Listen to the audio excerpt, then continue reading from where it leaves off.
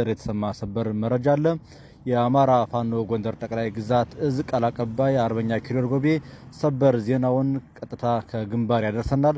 እስከ መጨረሻው አብራችሁን ቆይታችሁ መረጃውን ተከታተሉ በአክብሮት እንጋብዛለን። ጤና ይስጥልን አርበኛ ኪሪል ጎቤ፣ እስኪ የዕለቱን ሰበር መረጃ አድርሰን። መልካም አመሰግናለሁ። እንግዲህ ሰሞኑን ስርዓቱ የደረሰበትን የፖለቲካ ኪሳራ ለማካካስ በብዙ ቦታ ፕሮፓጋንዳ ለመስራት እየተንቀሳቀሰ እንዳለ ይታወቃል። ቀደም ባለው ጊዜ በጎንደር ቀጠና መሰል ድርጊቶችን ለማድረግ ብዙ ነገር ሞክሮ አዳርም ሌትም ቀንም የተሰራ ኦፕሬሽን ተመሰንበቱ ይታወቃል። ከዛ የቀጠለ በዛ የተሰራውን የፖለቲካ ኪሳራ ለማካካስ በዛሬው ዕለትም ጎንደር ከተማ በድብቅ ጉብኝት ያደርጉሏል የስርዓቱ የተወሰኑ ከፍተኛ አመራሮች። ይህ መረጃ ቀድሞ ለኛ ደርሶ ነበር። ነገር ግን ከዚህ የተሻለ ሌላ ጥቃት እናደርግ የምንችልበት መረጃ ቀድሞ ደርሶን ስለነበረ ይህን ጉብኝት ዝም ብለን ባላየ ስናልፈው ውለን ነበረ።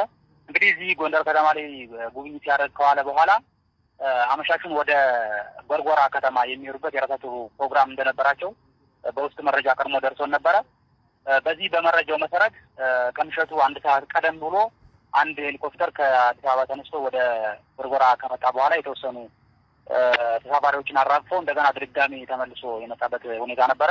እንግዲህ የመጀመሪያው ሄሊኮፕተር ያው እንደ አብሪ ሊያበሩ የሚችሉ ሰዎችን ቀድሞ ልኮ ይሆናል ብለን በማሰብ የመጀመሪያውን ሄሊኮፕተር አሳለፍ ነው። በድጋሚ ግን በሁለተኛ ደረጃ የመጣው ከፍተኛ ባለስልጣኖችን ይዞ የመጣ ሄሊኮፕተር ሊሆን ይችላል ብለን ስለገመትን እሱ ላይ ያነጣጠረ ጥቃት ፈጽመናል።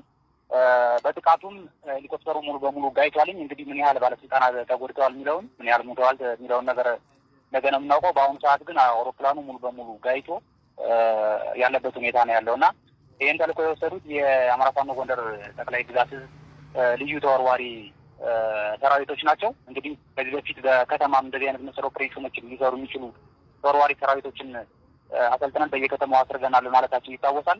ይህን ተመሳሳይ ድርጊት የፈጸሙት እንግዲህ ተመሳስለውና ብዙ ዋጋ ከፍለው እንግዲህ አጥቶ ከመጥፋት ያልተናነሰ ልዩ ኦፕሬሽን ነው። ቀጠናው ምን ያህል በስርዓቱ ከፍተኛ ኃይል ይመራ እንደነበር ይታወቃል። እንግዲህ እዛ አካባቢ እንትን ሁሉ አለ፣ የሰራዊት ካምፕ አለ፣ የስርዓቱ የሰራዊት ካምፕ ሁሉ አለ።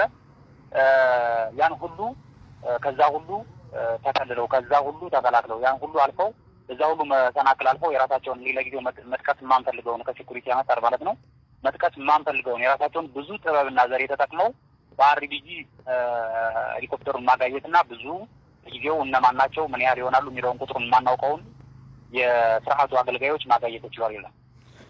እጅግ በጣም እናመሰግናለን። ይሄ ታላቅ ድል ነው አርበኛ ኪሪል ጎቤ።